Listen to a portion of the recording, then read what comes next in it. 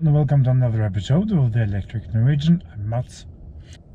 Today I was just wanting to have a drive really, and let's talk about sustainability and transport and a few things about that I've been thinking about lately. I touched on this barely in my previous video where I test drove not so much this car as another old Model S. A lot of them are environmentalists and other militant bicyclists, and many people don't understand the cars, period. They don't care about cars, they want modal transport, and that's fine. And then you have other people that want to change the world, and they think cars have become this embodiment of the devil and all that it's wrong with the world, and if it happens to be electric it's even worse, because then it's probably expensive and you're a decadent rich person and you have probably too many horsepower. This is of course not true, and in some ways it never really was true ever. Yes, the Tesla Model S, and before that the Tesla Roadster did exist as a product, but so did the Think and the smart electric and the body and probably the G-Wiz and whatever, you know. Make your choice of old stuff. Now I fully agree in the argument that no one needs a 5 meter long, 2 meter wide, 600 horsepower saloon car. Of course not. That's a preposterous argument. I'm now driving it all alone, so it's a lot of wasted space in here, and we need to cut car ownership simply because they take up too much space. They tie up a lot of resources, and let's be honest here, private cars are almost never used. They stand still 93% of the life of the car. Even an electric car, they're cheap to run because they require very little service and electricity. Even now in an energy crisis, it's still, I mean, cheaper than diesel, so yeah. Taxis, rental fleets, that's a different kettle of fish entirely. So that's sort of think where many of us have to go. We have to very simply just use cars in a smarter way.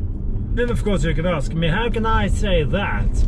I own 3 cars and they're on a van from my employer, which is all true. I do, and I have, but the impact of the 2 fossil burners, the Jag and the Ford, are minimal because they're basically never ever used, ever. I think I've driven the Jaguar maybe 1,000 kilometers since I bought it, like 2 months ago or something like that, and the Ford even less. What makes me really sad and a bit angry actually is a lot of these environmentalists and others, their end goal is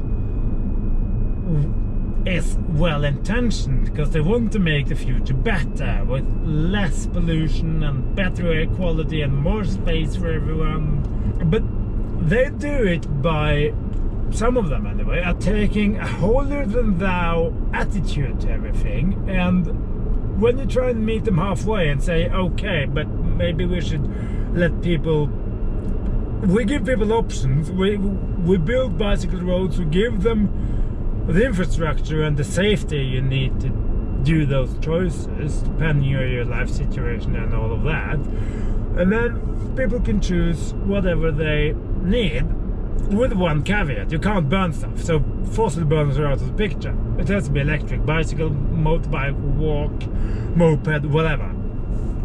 As long as you don't burn stuff, then we agree it's a good thing. And somehow that's not good enough, because it's kind of this militant absolutism, which is honestly scary. Now, I was called climate anti-climate person the other day, which was like, me? No. Because I simply mentioned that the IPCC reports have they're incredibly complex things, and they have a lot of uncertainty about them. And some people who work with those reports say themselves, we need a few new things to do modeling on, because these models, the basis for the models and the structure for them are getting,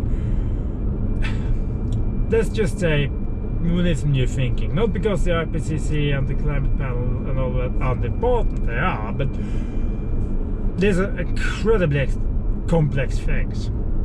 So that's what I mentioned. I didn't say anything was wrong or that there was lie. I just meant it was very complex and there's a lot of uncertainties in this and this, and that the most extreme scenarios are not necessarily where we're heading. And then I was called that climate denial, which is just absurd.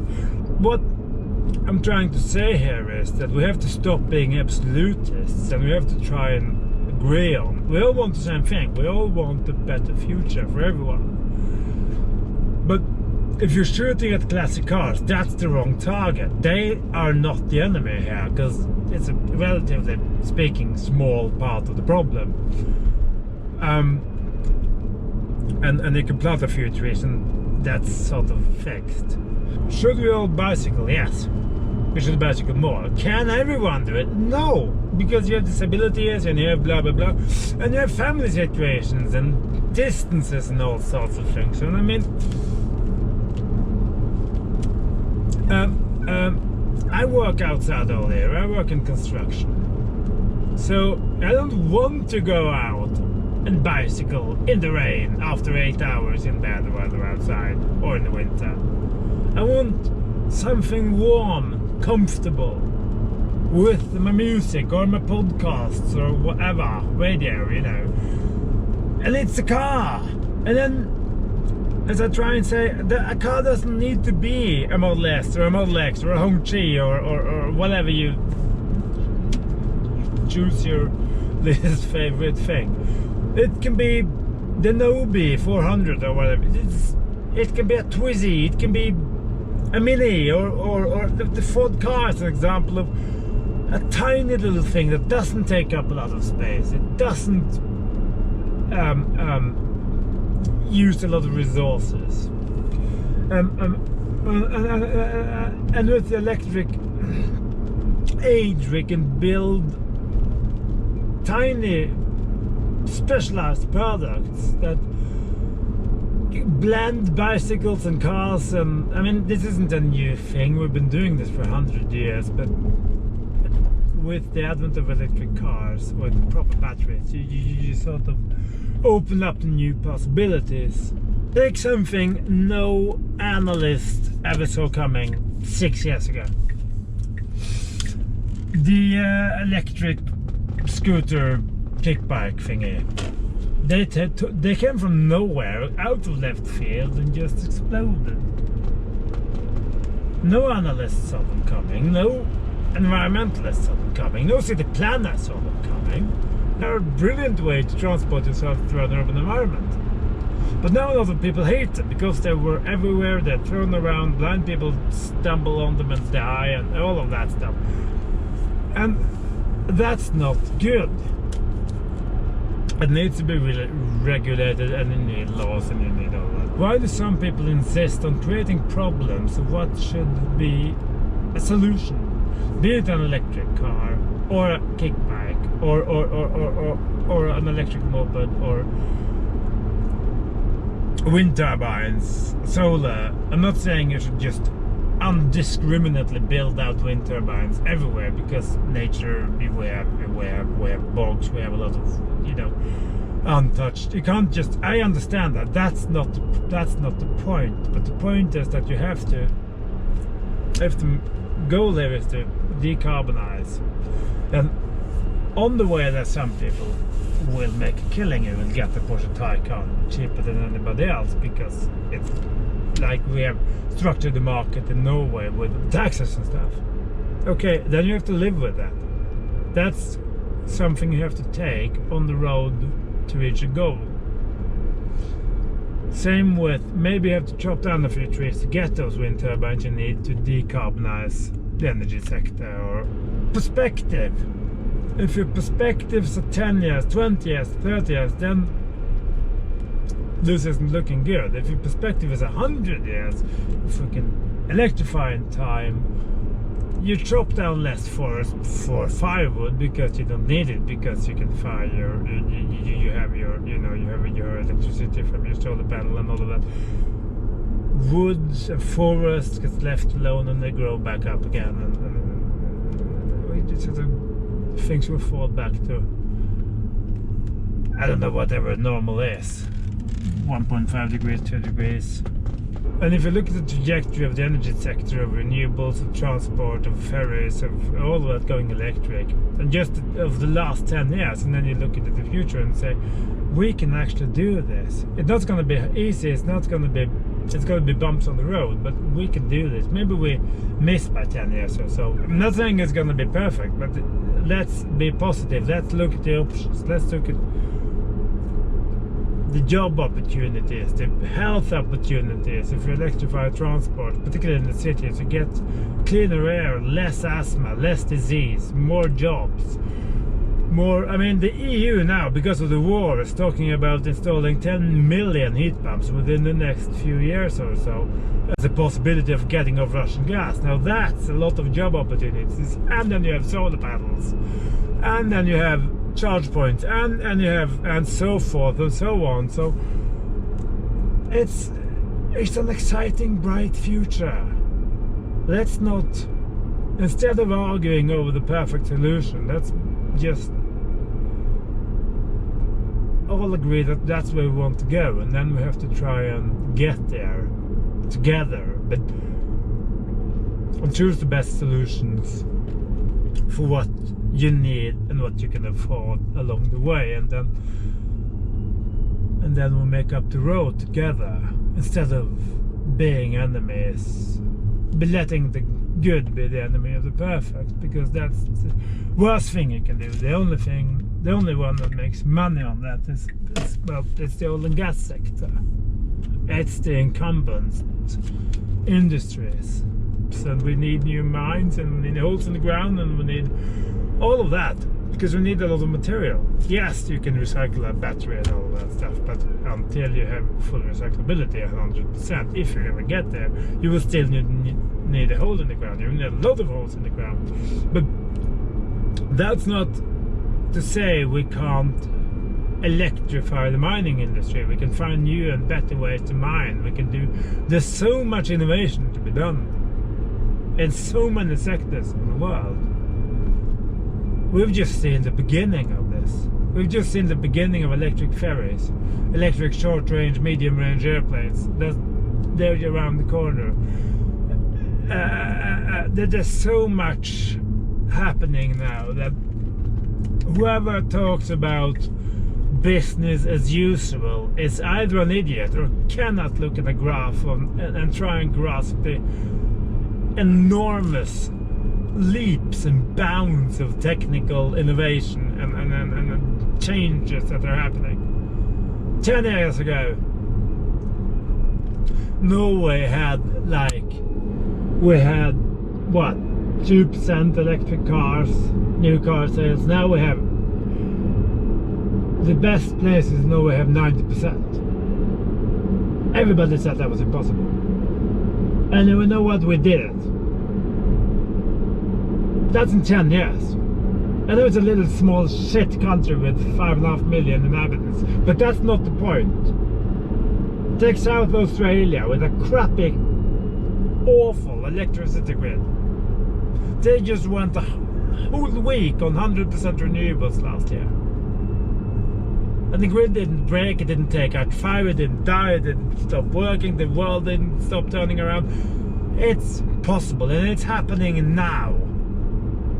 So we have to stop talking about in 50 years time if we continue as usual. We won't continue as usual, and we won't. It just isn't happening. Australia has closed down 2 coal power plants, with the new ones costing billions in losses, because they can't compete on price of energy from renewables. So they just simply shut, because you can't run them. It's just completely uneconomical. Now, right now, yes, there's war, there's crisis, there's disasters, and it's terrible. And the world has resorted to burning a bit more coal, but that will pass. And in the meantime, the world is building out, at least in Europe, we're building out renewables and getting off Russian gas as quickly as possible. So Europe is now doing things that we 4 months ago said was impossible. It couldn't be done, it was so difficult. Now it's happening, and it's happening fast. So Europe of 4 years into the future will not look like the Europe we thought would be 4 years into the future. No one's modeled that. That's not in an IPCC report. That's not in an IAA report. But it's happening. Yes. The circumstances are, none of us wants to see this in our lifetime. Another war in Europe, but here we are. But it forces through changes, because in crisis there's always opportunities. And then sometimes in some crisis, in all crises, some of the biggest opportunities arise. It was true, yes, for a long time nothing changed, and now everything is changing very, very quickly.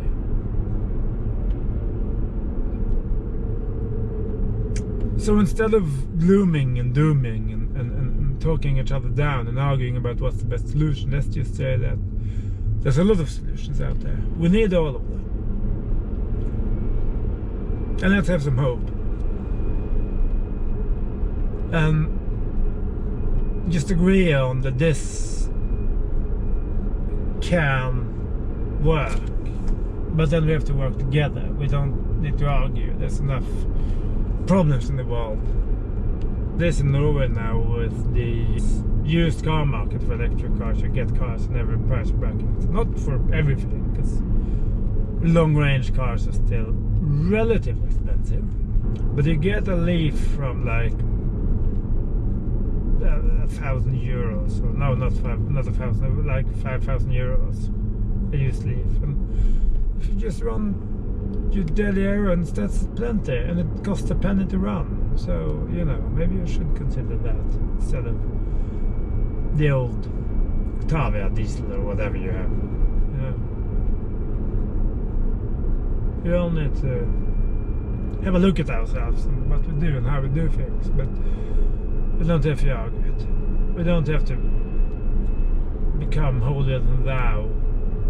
Because if you do that, you lose the people. If you want people to listen to you and you want to get everybody with you, then you have to give them an option. You have to give them a better option than what they have today. And you have to give them a good reason. And a good reason is not saying, it's not being a bastard. That never helps anyone. So, yeah, that was my sort of rant, and it's been bothering me for a long time now, and I just want to get it off my chest. If you thought it was stupid and didn't belong here, then you're free to mean that. Thanks for watching. Do like, comment, subscribe, and see you in the next one. Take care, everybody. Stay safe. Bye bye.